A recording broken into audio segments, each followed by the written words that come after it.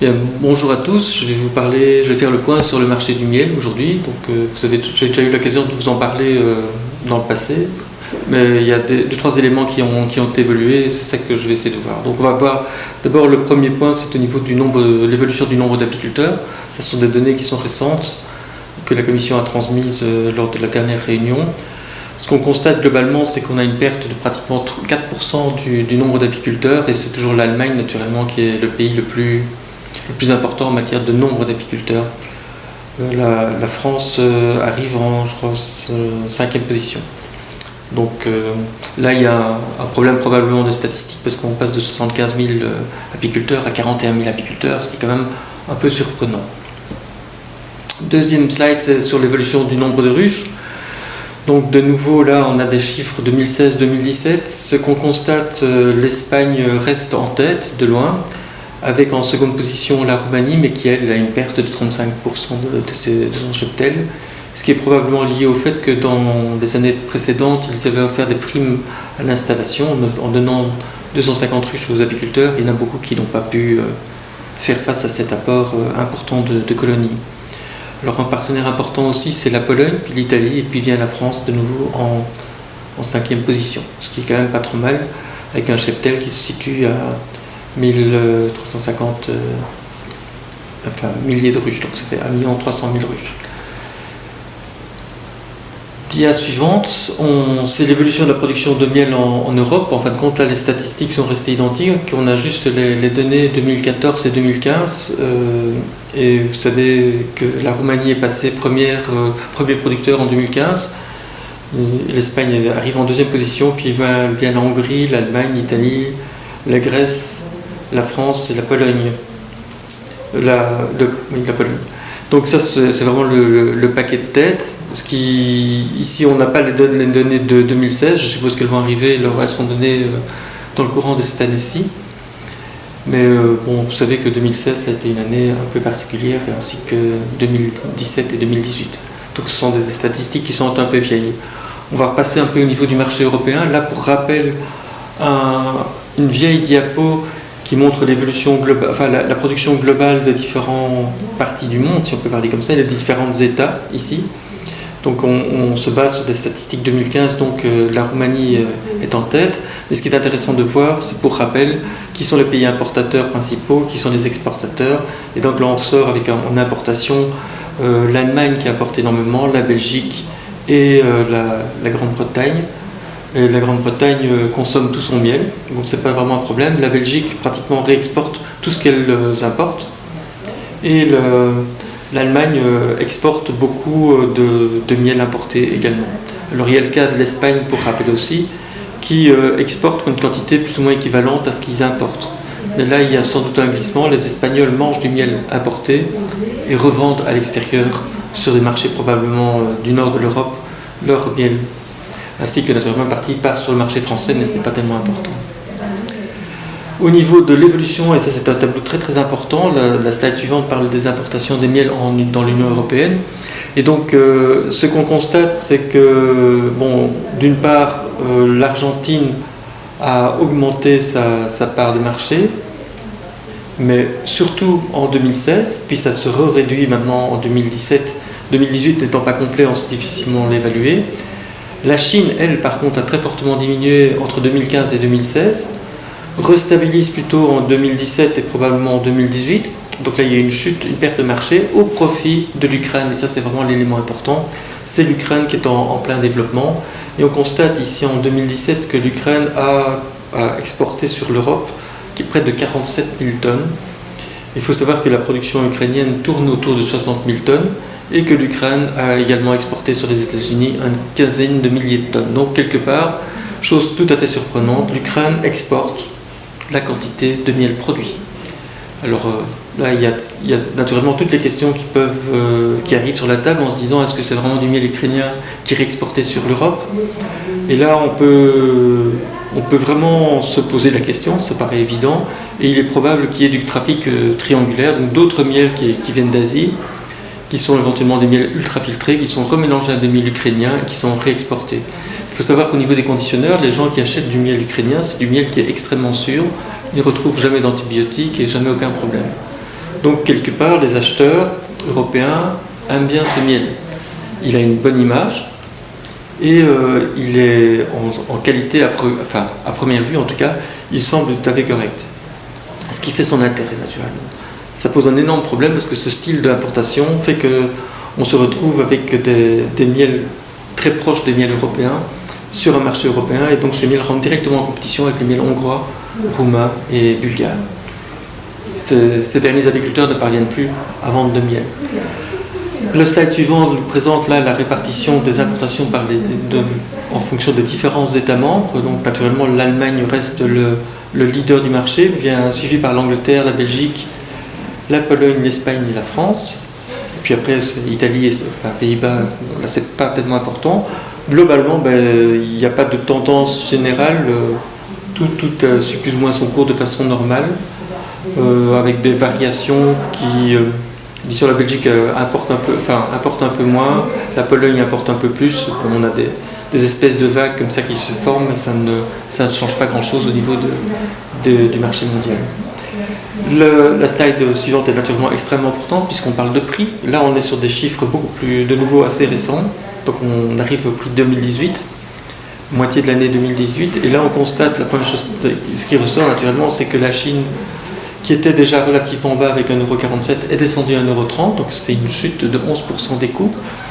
Naturellement, ils sont en compétition avec des miels ukrainiens, qui ont une meilleure presse, si on peut parler comme ça, et naturellement, de leur côté, les miels ukrainiens augmentent, donc ils sont à 1,74 € et ils montent à 1,88 €. Donc ça fait 8% d'augmentation de prix. Donc il y a une espèce de rebalance, de balance. Alors l'Argentine, les prix sont plus ou moins stables, relativement bas. Normalement leur prix logique c'est 3,20 € et ils sont à 2,36 €. Le Mexique, on est normalement aussi avec des prix relativement bas et on est à 2,83 €. Et le Chili qui suit toujours plus ou moins la même chose, ils sont à 2,92 €. Donc vous voyez un peu dans quoi on fonctionne. Mais globalement, ce qui fait le marché, aujourd'hui, c'est la Chine et l'Ukraine. Les autres pays deviennent complètement marginaux. Donc ça, c'est un élément important. Ce qu'on peut dire, donc, les prix vont baisser et le futur n'est pas très positif parce que jusqu'ici, en tout cas en 2018, l'Ukraine avait toujours des importations sans taxe pour 6 000 tonnes. Ces 6 000 tonnes ont été vendues en quelques heures, 2, 3, 4 heures peut-être. Donc c'est pas rien. Mais l'an prochain, le marché ukrainien est ouvert, donc ils n'auront plus aucune taxe douanière. Ça veut dire que cette espèce d'afflux de miel ukrainien risque de encore augmenter, ça va devenir difficile parce qu'ils ne vont plus pouvoir le justifier, puisqu'ils ne peuvent pas exporter plus que ce qu'ils ne produisent. Mais on est quand même dans une situation pour le moins précaire. Alors globalement, et ça on le constate sur les marchés nationaux, on a une diminution des prix de pratiquement 2%, et ça c'est quand même extrêmement important. Au niveau des exports, là c'est totalement marginal, mais c'est quand même toujours intéressant de voir quels sont les gros importateurs. Le premier numéro 1, c'est l'Arabie Saoudite, suivi par la Suisse, les États-Unis, le Japon, Maroc, Israël et Émirats arabes unis.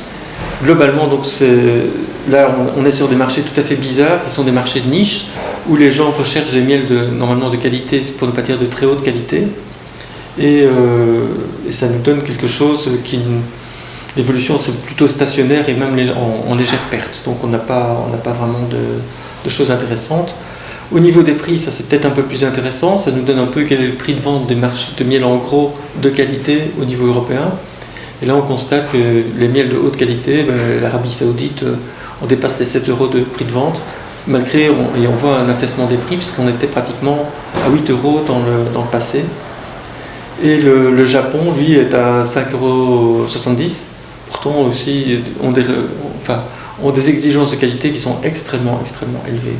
Il en va de même des Chinois qui eux achètent à 5,77 €, malgré leur prix de vente à l'export de 1,30 €. Donc on est dans quelque chose de marché qui est complètement différent. Là on est sur des normes de qualité qui sont extrêmement élevées. Donc on n'est pas du tout sur le même marché, c'est intéressant de le signaler. Alors quand on voit naturellement le tableau de l'évolution des prix à la vente et à l'import et à l'export, il y a naturellement une marge extrêmement importante, pratiquement de plus de 3 €, on est à 3,50 €, donc c'est quelque chose d'extrêmement important. Petit détail sur le marché français, juste, bon, ça sont des chiffres que vous avez pu voir, ce sont des ADA qui ont fait un petit résumé. Alors je résume: forêt châtaignier, bonne année à très bonne, sauf en Corse. Le colza récolte était bonne, mais le gros problème c'est que les colonies n'étaient pas là, donc les colonies étaient trop faibles pour faire de la mielée. Le tournesol, c'est une année moyenne avec un plus en Poitou-Charentes. La lavande, c'était une très bonne année. L'acacia, ça dépend, là de nouveau c'est une année moyenne, c'est de plus et même plus, je veux dire, plus on va dans le nord, les mielés qui dans le nord généralement étaient relativement faibles, ont fortement augmenté. Le tilleul, c'est une très bonne année. Le sapin, c'est une petite année, mais par contre, ça, dans certaines zones, ça a très bien donné. Alors l'année la plus exceptionnelle, c'était pour la luzerne, qui elle a donné jusqu'à 40 kg à la ruche en moyenne. Et le gros problème de la luzerne, c'est qu'il faut pouvoir le vendre. Ça, c'est un autre problème. Et le sarrasin, c'était une année moyenne. Alors bon, tout ce qui est montagne, si on globalise la montagne, la haute montagne est très bonne, la basse montagne est faible. Donc là, ça reste tout à fait marginal. Sur la droite du slide, vous voyez le diagramme avec l'importance des différents miels, et ça vous donne un peu une pondération. Le tout de fleur, naturellement, sort en tête. Puis vous avez en importance le châtaignier, puis c'est le colza, et puis on passe sur le tournesol. On passe aux lavandes et l'acacia qui vient en finale.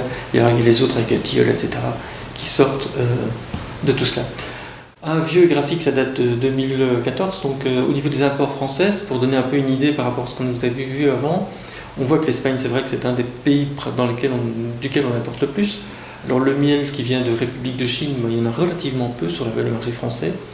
L'ukrainien, je suis persuadé que depuis 2014, il y avait déjà une part de marché importante, mais la part de marché a dû encore augmenter. L'Allemagne, qui elle, c'est du miel d'import qui revente, donc c'est une autre étiquette. Le Chili, c'est relativement marginal. Bon, l'Italie, ok. La Belgique, c'est de nouveau du miel d'import qui est réexporté sur la France.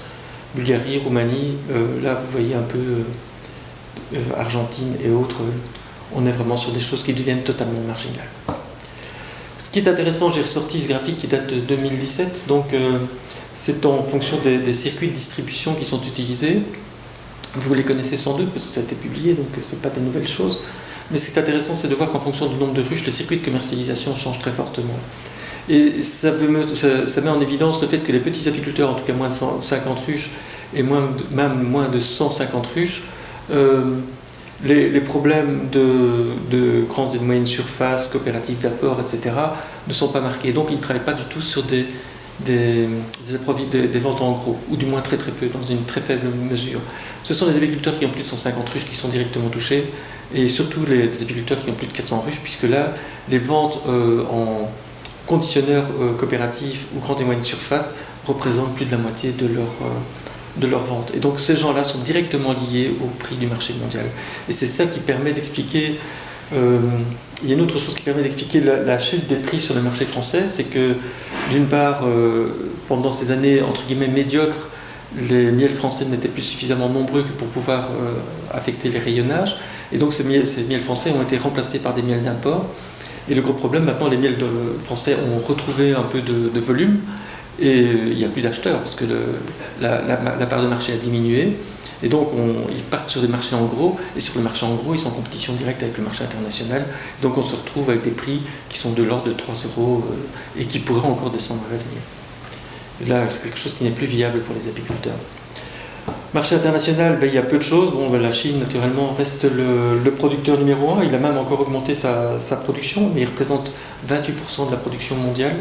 L'Union européenne en représente 13%, et puis vient derrière la Turquie, l'Iran. La Turquie autoconsomme pratiquement tout son miel, l'Iran aussi. Donc on est sur un marché qui est relativement stable de ce côté-là. Le restant est tout à fait marginal. Alors ce qui est assez amusant, c'est qu'on voit l'Ukraine en fin de compte a une production en 2015 de 64 000 tonnes. Vous voyez, c'est pas énorme. 2016 de 59 000 tonnes. Et malgré ça, ils exportent des volumes qui sont pratiquement équivalents. Donc là, il y a vraiment beaucoup de questions. Alors naturellement, ça se dresse ici, on voit sur la slide suivante l'évolution des prix, et on constate très clairement que normalement il y a une droite pratiquement linéaire qui fait que les prix augmentent de façon systématique. Et en 2016, on a constaté une chute complète, un décrochage complet au niveau de ces prix, qui est probablement lié au fait que sur le marché, on trouve plus de miel.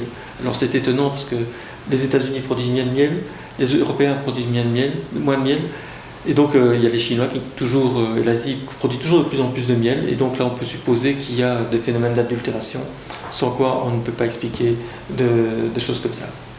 Alors l'adultération, pour mémoire, quand il y a eu l'enquête européenne qui a été menée, les États membres avaient détecté 6%, dans le restant des miels, la Commission, le Joint Research Center avait détecté 14% positifs, donc ça fait déjà 20% de miel adultéré. Et alors quand on analyse de plus près les tableaux, on voit très clairement que les miels UE ou les miels mélange UE ou les miels mélange non UE sont à 20% d'adultération. Par contre, des miels mélange UE non UE sont à 10% d'adultération. Il est clair que ces miels sont autant adultérés, si pas plus adultérés, mais ce qu'il y a, c'est que les gens qui adultèrent travaillent en très très grand volume et peuvent contrer les techniques analytiques. Donc ils sortent sur le marché des miels qui ne sont pas détectables, des adultérations qui ne sont pas détectables. Et ça, c'est un des gros problèmes du marché aujourd'hui, parce que les gros volumes qui justement cassent complètement le marché, ce sont ces miels-là. Et ces miels-là, on a disons, une très faible capacité de détection des fraudes. Ça, c'est un énorme problème. Ici, je vous présente des données qui montrent un peu l'évolution des dépistages d'adultération. Le premier slide vous montre des techniques qui détectent des substances bien spécifiques, et on voit que quand on met en évidence des substances, des marqueurs d'adultération, normalement dans l'année il y a déjà 50% de correction, et après 2 ans 100% de correction. Donc on ne trouve plus. Donc les gens travaillent et corrigent immédiatement. Quand on travaille sur des analyses non ciblées, donc qui travaillent sur l'entièreté des matrices, là, c'est beaucoup plus difficile de corriger, et il n'y a pas cette espèce de chute. Alors bon, naturellement, il y a certaines chutes quand on a, par exemple, les C4 dans les sucres. Il y a l'analytique des fraudeurs a bien évolué, et on passe de 21% à 13% en une année. Donc une fois qu'ils ont trouvé la solution, alors ça va très vite. Ils retrouvent un seuil zéro. Maintenant, la NMR, la résonance magnétique nucléaire, elle est nouvelle. Donc on sait que quand on travaille que sur 6 molécules, il y a adaptation. Quand on travaille sur 24 zones, là, il n'y a pas encore d'adaptation à notre connaissance. C'est toujours le problème, c'est que ça va très très vite. Alors face à tout ça, bon, il y a eu, naturellement, vous aviez déjà vu les recommandations du Centre de recherche européen. On a les recommandations du COPA. Ici, Happy Mondial a sorti maintenant une déclaration sur l'adultération qui met en évidence toute une série de points: la sensibilisation des communautés apicoles, sensibilisation des consommateurs par le biais de médias, sensibilisation des détaillants et des conditionneurs afin d'améliorer les tests effectués par les acteurs privés, sensibilisation des détaillants et des conditionneurs à ne travailler qu'avec des miels conformes à la norme Codex, parce que vous savez très bien que les miels chinois sont des miels qui ne répondent pas à la définition européenne des miels, vu qu'ils sont extraits avant maturation dans la ruche. Sensibilisation et collaboration avec les autorités nationales qui devraient disposer de normes spéciales en matière de miel, conformes au Codex, et utiliser les meilleures méthodes disponibles pour la détection de la fraude des miels. Alors bon, il y a aussi le miel devrait pouvoir être retracé jusqu'à l'apiculteur et à l'emplacement géographique du rucher. Ça, on peut toujours rêver. Là où les meilleures méthodes disponibles, il faudrait utiliser les meilleures méthodes disponibles pour détecter l'adultération. C'est évident. Et il est évident qu'il ne faut pas oublier les autres méthodes style polynique, organoleptique, etc. et physico-chimique pour détecter quand même l'origine géographique et botanique. Ça reste tout à fait pertinent. Et alors il faut élaborer des nouvelles méthodes de dépistage simples pour identifier les miels suspects, promouvoir l'échange de données entre laboratoires spécialisés pour l'analyse de miel, mettre en place une banque de données avec des vrais miels, et tous les intervenants importants du milieu des affaires doivent utiliser un programme d'assurance sur la salubrité et la qualité des aliments. C'est-à-dire que c'est comme une espèce de système HACCP qui est orienté à partir du moment où il y a des suspicions de fraude, qu'on puisse mettre en évidence toute une série d'indicateurs. Bon, je veux dire, l'Ukraine est le cas marquant. L'Ukraine exporte 60 000 tonnes, il produit 60 000 tonnes. On peut suspecter qu'il y a adultération. Et donc là, il faut vraiment une vigilance et il faut mettre en place des indicateurs de ce type-là. Bien voilà, c'est un rapide rappel de la situation. J'espère que ça vous aidera. Merci.